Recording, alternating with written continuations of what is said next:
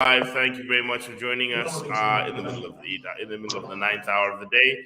It's Enterprise Thursday today as we touch in on Money FM and our usual show. We got a big announcement at the end of the show, so stay glued. As we get to the end, we have a very big announcement to give you all. But let's get down into today's show. Good morning to you, Stephanie, and how are you doing? Okay. Good morning, Munyumba. How are you? Oh, no. I'm, I'm Are you fine, thanks, able to? Stephanie. No. I am perfectly able to hear Okay. you, and so are the audience at the moment. And to everybody who's watching today, please share, please click like, tell your friends, tell your mother, tell your father, tell your brother, tell all who need to understand. Today is Enterprise Thursday. We'll be talking about building a product that fits the market. It is a journey that so many of us have gone through and are going through. It is the entrepreneur's big hurdle, the big mountain. It is not in building the right business, it's building a product that the market is crazy about. That is a very, very hard and difficult and arduous journey, but it is something that every entrepreneur needs to try and fight and fend for. But click in also, Tom, in the comment section, share this with those who you think should be watching it. And let's get down to today's show on Enterprise Thursday. So let's get down into some of the data before we get into the big conversation points. Today is Enterprise Thursday on the 12th of October 2023.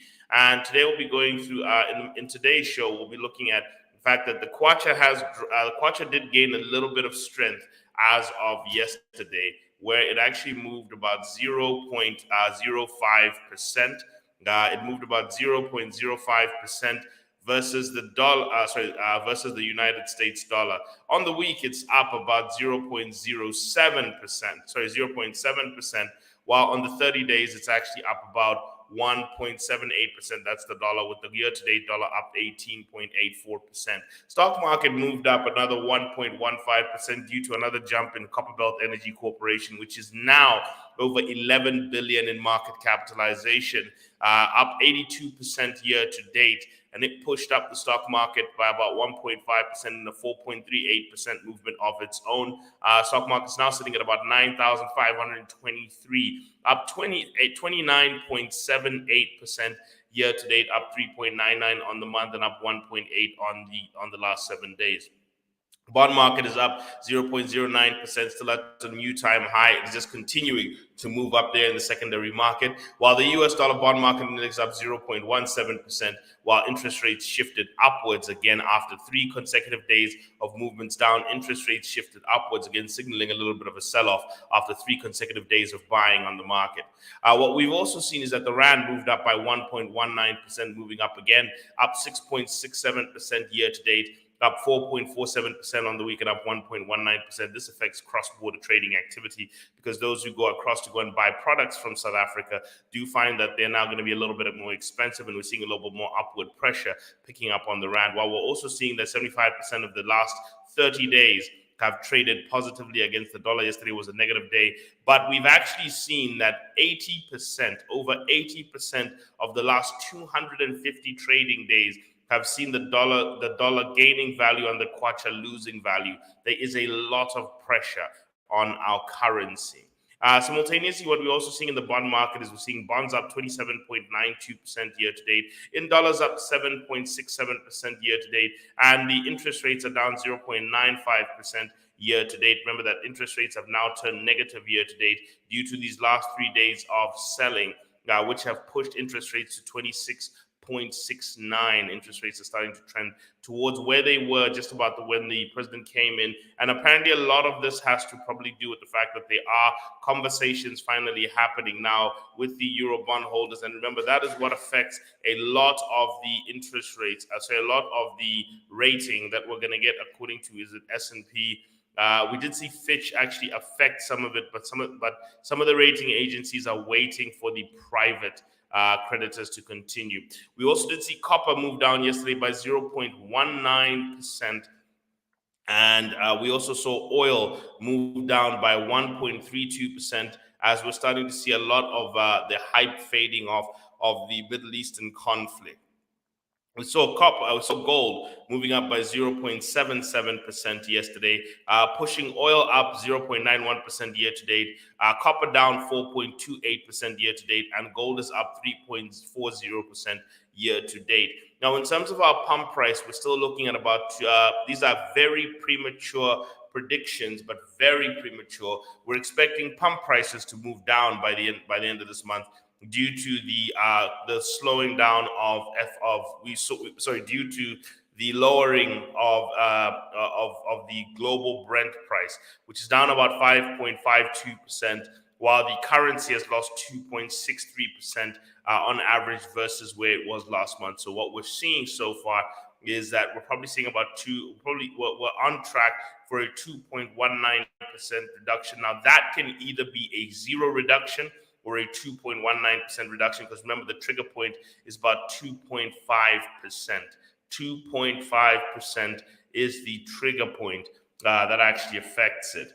Now, unfortunately, we also did see that the wealth insurance assets, Bitcoin was down 4.3% due to a movement down in actual Bitcoins themselves, pushing the year-to-date gains down 90.66%. This is the volatility we speak about in the crypto ecosystem. Ethereum down 0.5% yesterday.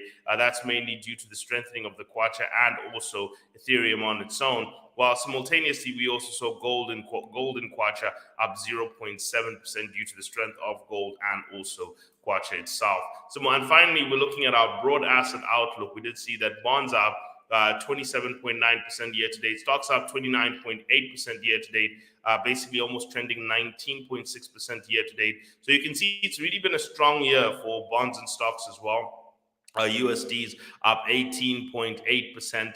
Versus 8.7% net of inflation, 22.9%. That's where gold is sitting right now, while Bitcoin is up 90.7% and Ethereum up 53.9%. And on the quarter, what we've seen so far is that bonds are up 5.4%, stocks are up 2.3%, USD is up 2.2%, gold up to 3.6%, and Bitcoin up 1.2%, Ethereum down 4.8% versus where they were at the end of the previous quarter. And that's our market roundup in terms of where we're looking at all the major numbers are actually looking. We're still seeing a general stock market push, with bonds starting to push quite strong. Thanks to a last couple of trading days where we've seen some simultaneous pressure pushing up the bond prices as all. Now, let's get into our Thursday enterprise topic of discussion. And today, Stephanie, I don't know, Stephanie, if you're with us right now, we're going to be talking about finding product market fit. And Stephanie, what are the characteristics of a product you are crazy about? What are the characteristics of a product I'm crazy about? Yeah. Like what is it that makes you go crazy over a product that you like to buy or use? The taste, obviously, the packaging, what does it do for me? And I think for me, it's more of the taste. And if I'm talking about taste, then this should actually go for food, actually, and the color as well. So there are two, I want to speak to two things first. There are two things that people usually put value on. One is what we call value in use, and two is value in exchange. Human beings we like to verbally tell people that we buy certain products because of their utility. Oh no, I bought this car because it takes me from point A to point B. I bought this car because it's really good at X. I bought this because it's really, and we know that makes us sound responsible in society, but that's not actually the case. We have a tendency to buy things because they are valuable versus other things. We rank them higher than other things. We call that value in exchange. So we buy things because of their functionality, but we pay the prices we do for the things we buy because of their exchange value. In other words, what is their value in comparison to other things that we want or other things that we need? So I'll give you an example, and that is mainly based on how rare it is or rare its features are. Okay, so it's how rare it is or how rare its features are will determine the price we're willing to pay.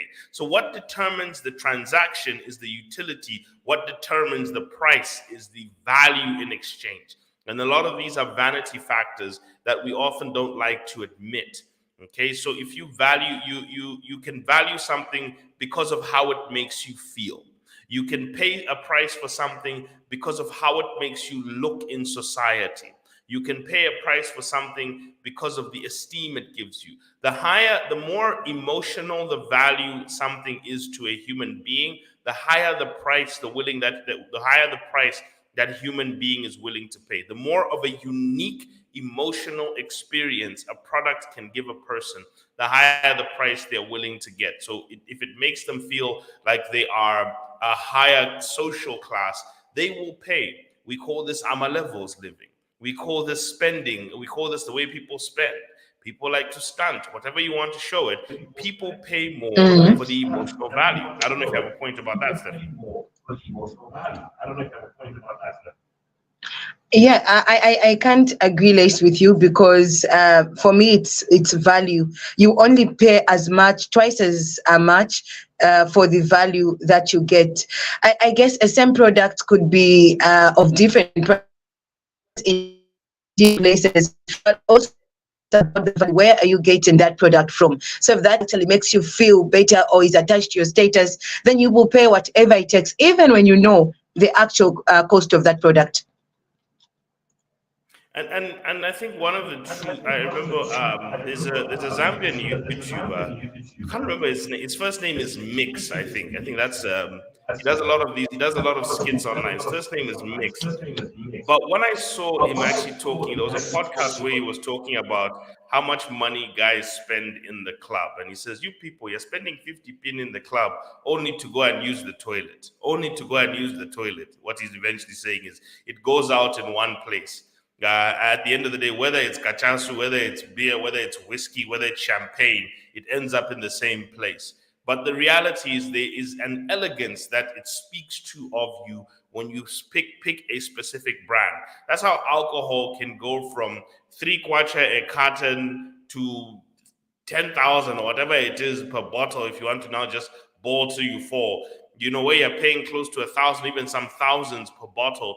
The reality is that it's got Yeah. to do with class, it's got to do with esteem, and it's got to do with prestige. So a lot of people, because functionally they do the same thing, they make you drunk and they end up in the same place. They go into your throat, they go into your throat, they make you drunk, and they end up in the exact same place. So this is some of the things that we all just want to pay attention to as to how products do it. Now, Andrew Tate actually once said, he said, if you want to build wealth, he says, especially in the business world, he said, start being curious as to why you buy the things you buy and be honest in your curiosity. Don't try and act like, no, I buy things because of the functionality. Why did you spend that money that you did at that store at that time?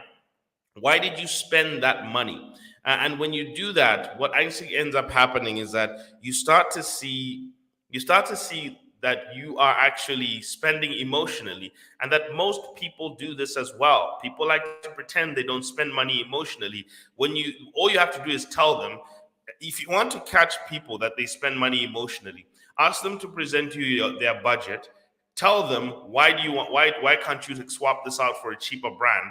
They're gonna give you a bunch of reasons, and you're gonna start seeing the garb in what they're saying. And the reality is that most people, 95% of your spending decisions, come from emotional spending. This is Harvard studies that even came out that emotions drive a lot of people's purchasing decisions. Functionality really plays about a 5% role. We feel first and then we assume later. This is why when people market, they market to your feelings. They don't market to functionality. They don't tell you the features of things. Only bad adverts do that. Really good adverts can make you buy something barely explaining the features. Okay, because they're selling you the feelings. That's what they're good at. So let's get into, as I said, finding a product that fits the market is finding a product that fits the emotional experience of the market. So remember, we talked about what is product market fit. We talked about the fact that it's basically the degree to which your product satisfies a strong demand. And I always say, look for the emotional demand, a unique product offering that people desperately want. I'll say this: a feeling that your product or service can deliver that people desperately want. Okay, when a product's target customers are buying, using, and telling other people about a product, about a company's product in large numbers, so much so that it drives their profitability and their growth. So when your customers are the ones who are driving your growth and they're calling people to come and join, hey, check this out, hey, check this out, hey, try this out. When they're busy recommending you to each other, sharing as much of you can to each other, especially in today's social economy, where there is a social media platform where people can actually push themselves, that's a different story.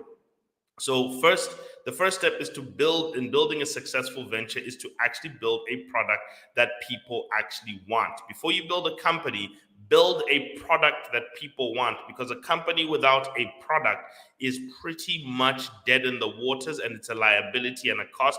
And if you want to see what the number one issue that kills a lot of companies is, it's the fact that they don't have products. So basically, it's where the product connects with the underserved needs of the target customer. It's where the user experience through the features creates a value proposition that connects with the underserved needs. That is establishing product market fit. I would advise people to read a book called Lean Product Playbook by Dan Olson. It's a very good guide on how you can create any product or any service to make sure that it can take off. So it's the Lean Product Playbook by Dan Olson. There are stages that business can go through in terms of finding product market fit. You discover it through ideas, prototyping, and launching, and you refine it through traction, monetizing, and growth. Those are the 6 stages you want to go through. There are various interpretations of product market fit. We talked about this earlier. While we also talked about the fact that product market fit is it's the most difficult task whenever you're building a business. Finding a product that fits the needs, the emotional, physical, and functional needs of your market is the number one problem. Then building a team that can deliver on what the market wants consistently. Automatically, once you've found a good product and you've built a world-class team, then making money becomes an automatic thing. So focus on the lead indicators of finding the product that fits what the people need, while also building a team that can actually deliver on that. If you can focus on these 2 things, making money becomes a thing that flows out of that naturally, as opposed to trying to force making money when you have no good product. That's unfortunately trying to hustle money out of people, because people will pay for the things they want. Why is it important? Well, because when people are putting money into your businesses, whether they're lending to it or whether they're investing in it, they want to know that you've established a product that fits the market. Before you develop a product, before you develop a company or move on to strategic goals or try to upsell things, you need a product that fits the market. It determines whether you can sustain your business. It determines whether you can grow your business past 25 employees. You need a good market that has that, and you need a product that can deliver it, and that's when you have value for your team. We talked about the 40% rule, that you need to survey about 40% of your customers to see if this is a must-have. If it got off the market, would they miss you? You need to start looking at some of the metrics that we're looking at. Do you have a low bounce rate? Do you have a shorter sales cycle? Are they spending more time interacting? Are there many touch points they're going through? Are they higher returns on visitors? Are they spending more money? This is an important thing that you need to start looking at whenever you're trying to see if you've got a product that fits the market. Other values you're looking at is, are they promoting you? Are your customers staying longer? Are they growth rates? What are the growth rates? Are they paying for renewals? Are they sharing? What's your market share? Is your demand growing faster than the market? Are they spreading the word? Are you getting media attention? Are customers using your product in an explosive and destructive way? So there were measures of testing it, and we're going to be going through this over the next 4 days. We also talked about 4 common mistakes people make with product market fit, being it prioritizing well-known customers over the desperate ones who love the product, not iterating on who, but only iterating on what. Not trying your product out with different markets, pursuing growth before value, slowing down innovation, and focusing on building a company rather than building a solution through a product. So I wanted to talk today about product versus problem. So we talked last time also about product versus problem solution, and we talked about the 6S model, where we said, how do you get to how people will value your product? And I really want to settle here in terms of the product versus the problem solution, and then also getting through the 6S model today. Tomorrow, on a special day, we'll be going through creating a new market, bridging from product to ideas, and rapid prototyping all the way to get to the end. But I really want to kind of linger here today. So basically, remember what I've always said to people. I've said a business is a problem solved with a product built with a process delivered by people. Okay, that is the reality. It's a problem solved by a product built with a process delivered by people. If you walk yourself through those steps, that is the purpose of building a business. And it goes through those stages. You must discover a problem, solve it, and then create a product out of it, which is the standardized solution that you've done. So let's say you've solved a problem once. Now, if you can solve that problem in a repeated and standardized fashion in an efficient way, you develop a product. Once you've developed a product, then you can now build processes on delivering that product around it. Once you've got a product with processes that support it, then you can enact people to actually sit in those processes. Now you've got a full-fledged business. And if you just go through those phases, that's what we've all done. We've all rushed to build businesses. We love that journey of going to PACRA and telling people we are business owners, I'm an entrepreneur, all this stuff. But the truth of the matter is, have you solved a problem? That is what determines whether you're an entrepreneur or not. Product market fit versus problem solution fit. Be sure that your customers are measuring desire for your actual product and service and not just the solution. So not just they just want a solution and you're the one who's available. That easily means a competitor can sneak in and take your customers. Make sure that your products are now make sure your customers are now product aware, that they're aware of you, that they don't just walk in and want something to drink, juice wise or something. They want your brand when they're walking into a store. When someone leaves their house, are they saying they want the solution, or are they saying they want your product? Okay, so that's determining whether they're product aware or solution aware.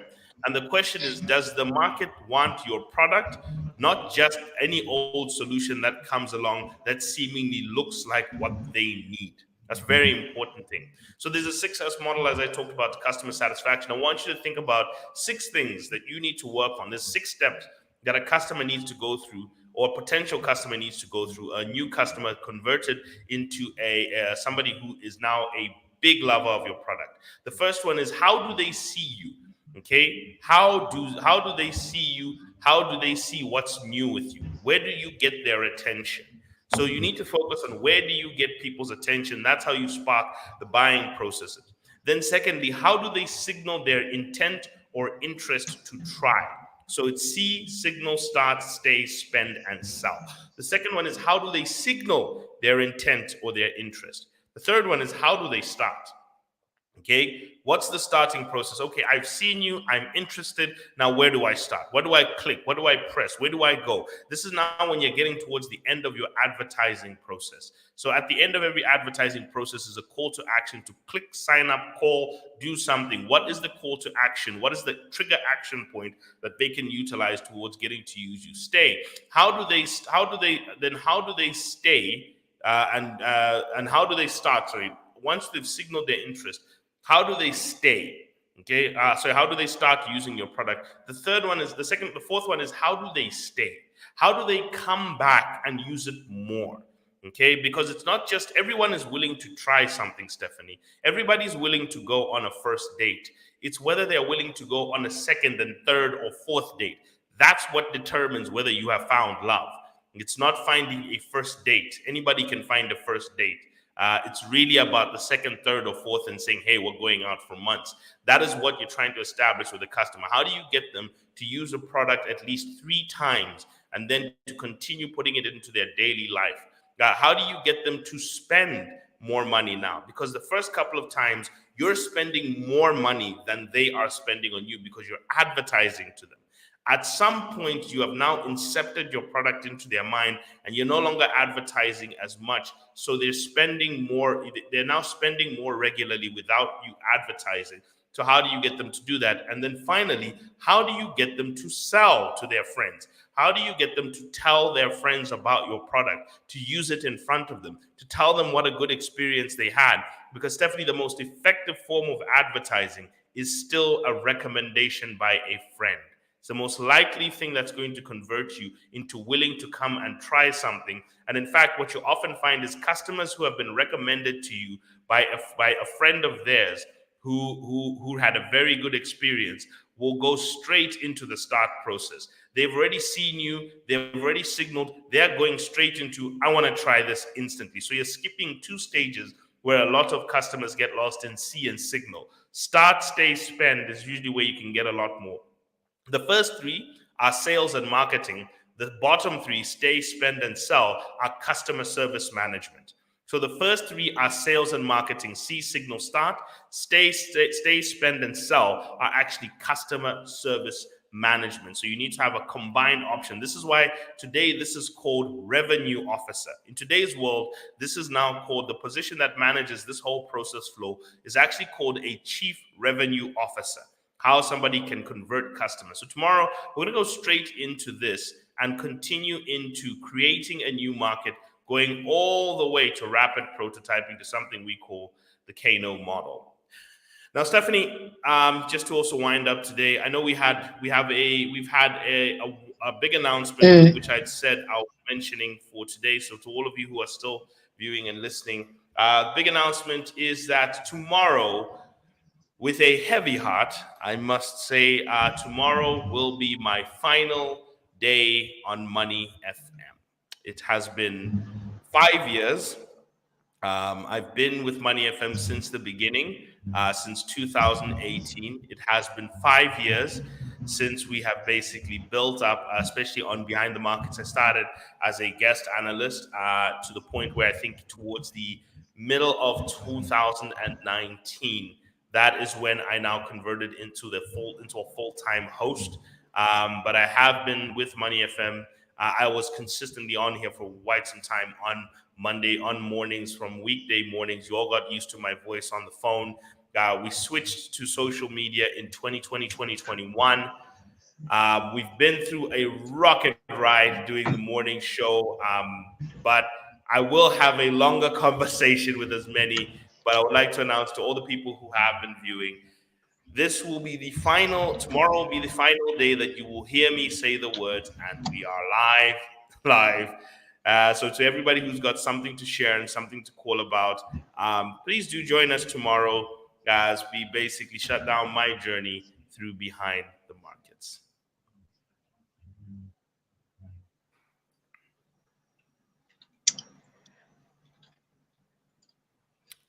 Right, Stephanie. Yeah. Are you still on, Munyumba? All right, so we are. That sounded emotional for a minute, but of course, yeah. Every journey comes to an end. So yeah, sad we are about it, but of course, it is what it is. All right. So see you all tomorrow. Catch you all there. Tell your mother, tell your father. Have a wonderful and blessed day. Thank you, Muyumba. See you tomorrow.